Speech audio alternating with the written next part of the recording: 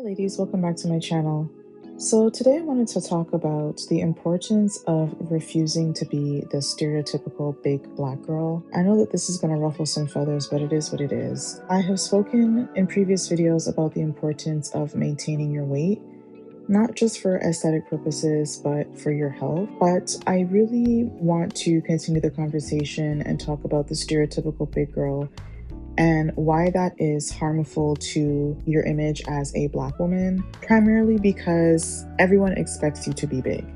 Your own community expects you and demands that you be big, and everyone else kind of expects you to be big, and you kind of pay the price for it. You will be looked down upon if you are the token big black girl, because even though the obesity rate is on the rise in general in North America, probably in North America, I can't really speak to Europe, but in the Caribbean, in Canada, the US, and even parts of Latin America, the obesity rate is on the rise. Whereas in parts of like Europe, like it's kind of expected that you, especially France, you are expected to be slim. I know that not everyone can be real thin like a model.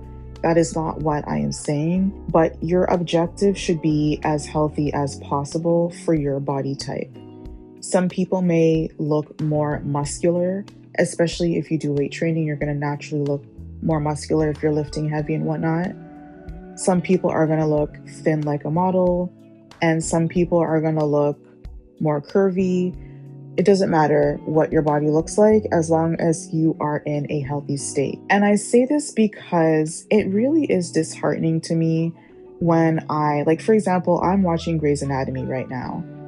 And I would say that there's positive black female representation on that show. I'm only in season 4 of the series right now, so I don't know, like there's like what, 25 seasons of the show. So I clearly have a long way to go.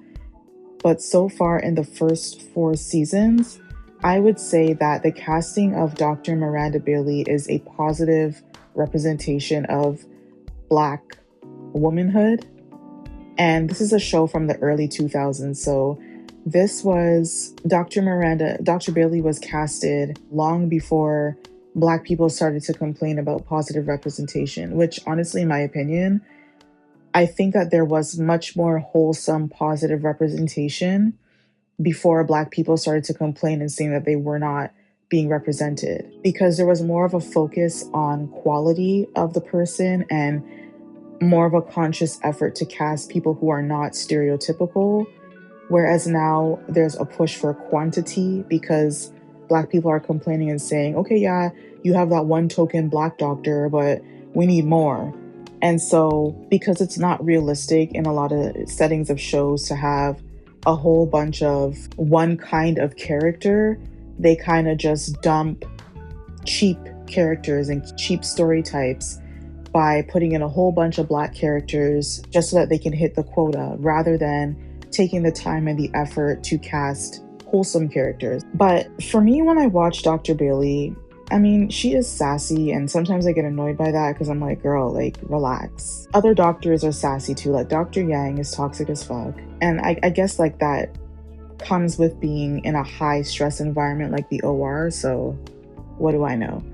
But it really is disheartening to me to see this woman who has managed to achieve something that the average person can only dream of. First of all, getting into medical school is very competitive, and then making it to the end, graduating, writing whatever exams you have to write to be able to practice as a doctor.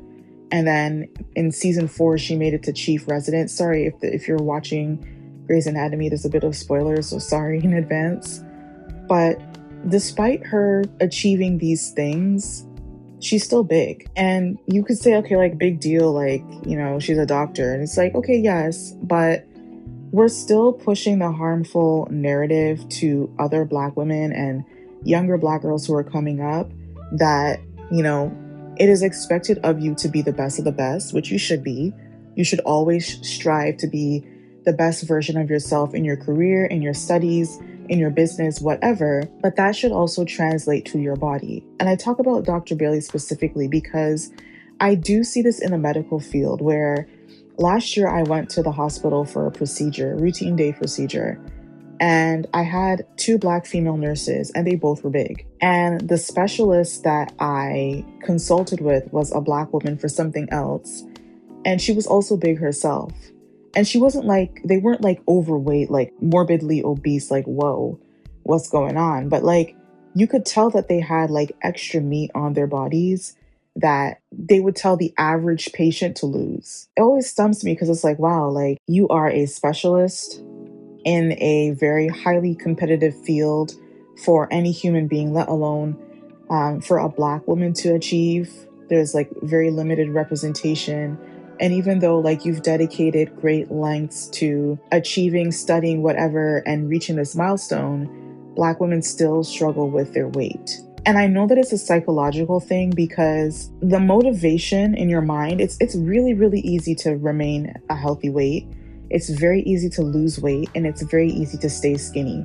But you have to have the mindset and the motivation to achieve that, right? Because you'll hear stories of people from all walks of life who were big, overweight, whatever, for most of their life. And then once they finally lock in, they're like, listen, like, this is so much easier for me to achieve compared to when I was overweight and I had to work very, very hard to walk from one end of my apartment to the next, or get in and out of my car, or put my clothes on by myself. Like, it's a constant struggle. But like, you're in a medical field and you understand the dangers of having extra weight on your body. Even if you don't reach the obese or morbidly obese stage, once you start entering overweight territory or getting close, it is very dangerous, okay? Especially as it pertains to visceral fat. That's the fat underneath that surrounds your organs. In your midsection, once you start packing that fat on, it increases your cholesterol, coats your organs, whatever, can clog your arteries and lead to a host of health issues. That's where you get that protruding bellies. And I know that this is a common body type for a lot of Black women where like you'll see like regular size legs, even muscular legs, and slender arms, but then they have a little bit of a pouch of a belly. And that means that that woman has visceral fat. And to see that in the medical field where we're supposed to be telling our patients to take care of their health. We're supposed to be administering care and even encouraging our patients to lose weight. It's like Black women have checked off every other box, but still grapple with their weight, which means that, you know, they have a lot of other issues to deal with. Dr. Bailey seemed to have like a pretty normal life. Like, she was married. She had a child. I don't know. Again, I'm still only at season 4, so I have no idea like what else she may have going on in her life to cause her to be that way.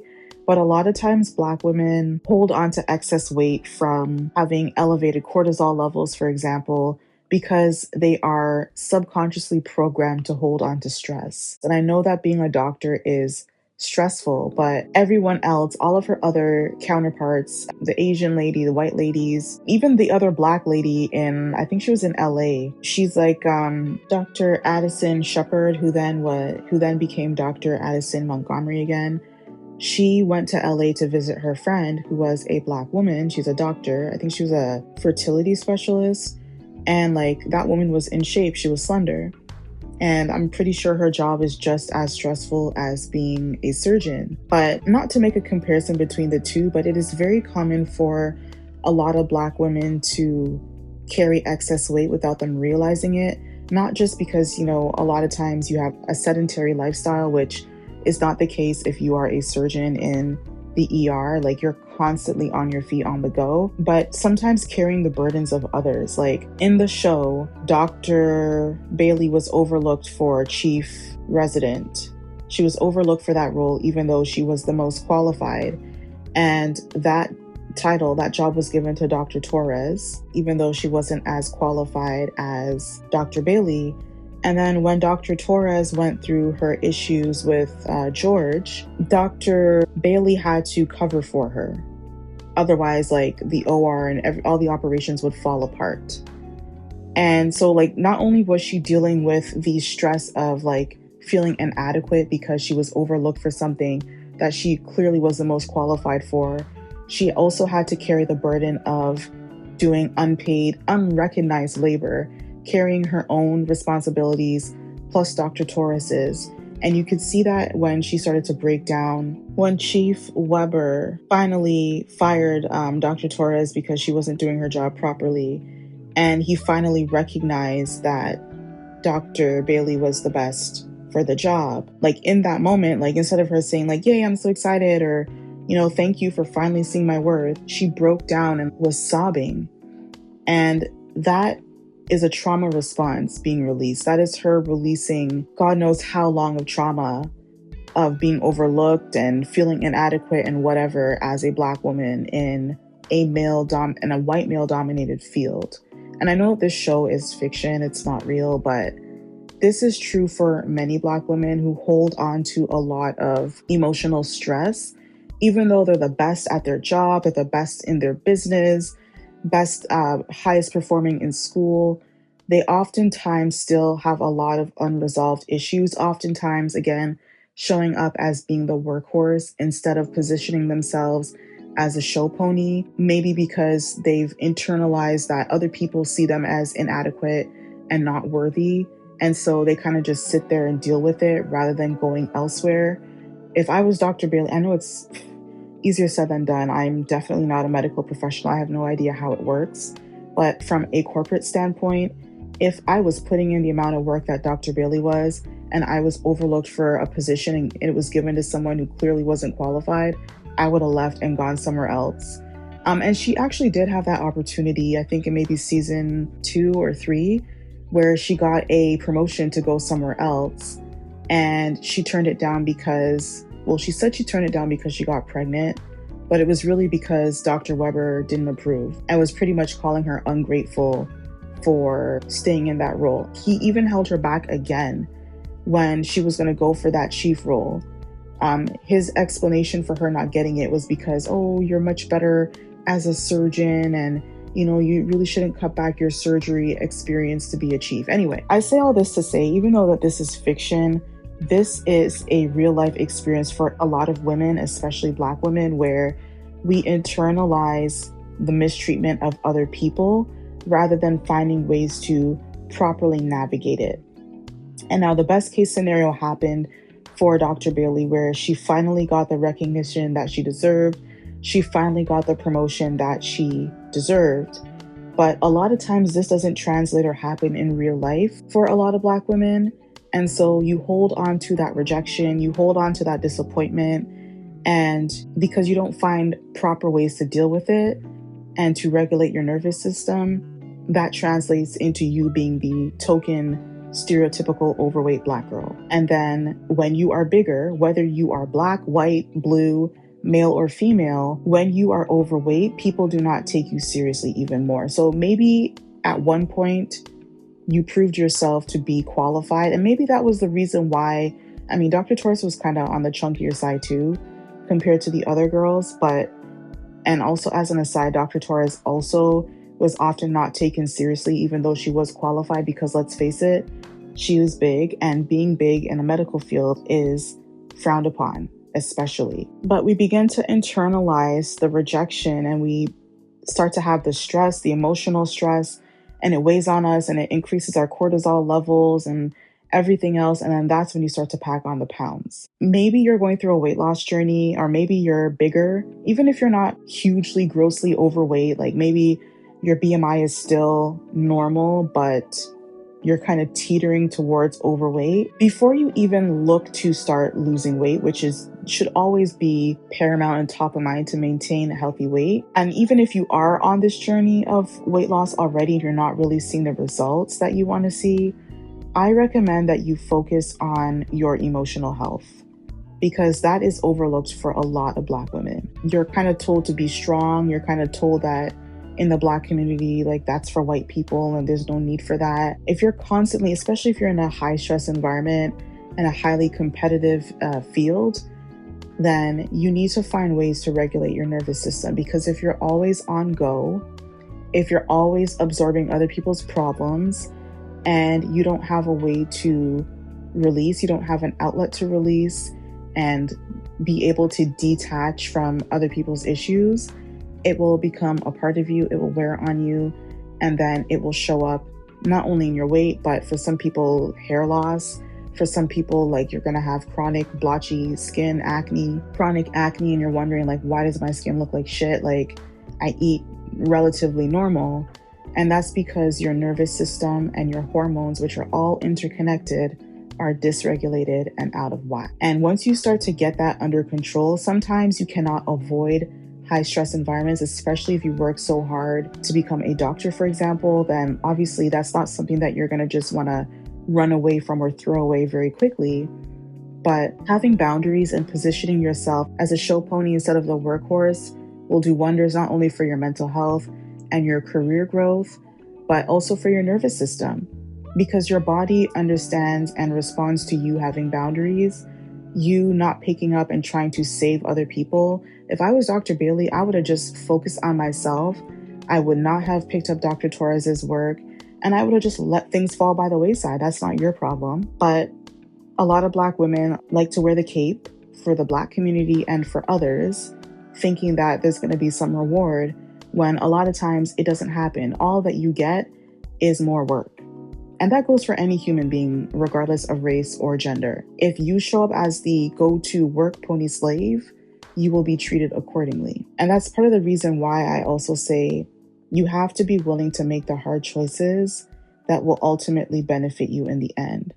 And so sometimes that means walking away from toxic relationships that will suck you dry, choosing not to have children if you are not in the financial, emotional, mental position to do so, leaving that toxic religious organization that guilt trips you for taking care of your body and your looks and wanting to look your best. If you're constantly in fight or flight mode, then that can cause you to be the big girl when logically, like, you shouldn't be big. These are my thoughts on the topic. Let me know what you think down below in the comments, and I will see you in the next video. You ready to die? I'm a bad bitch. You can't kill me.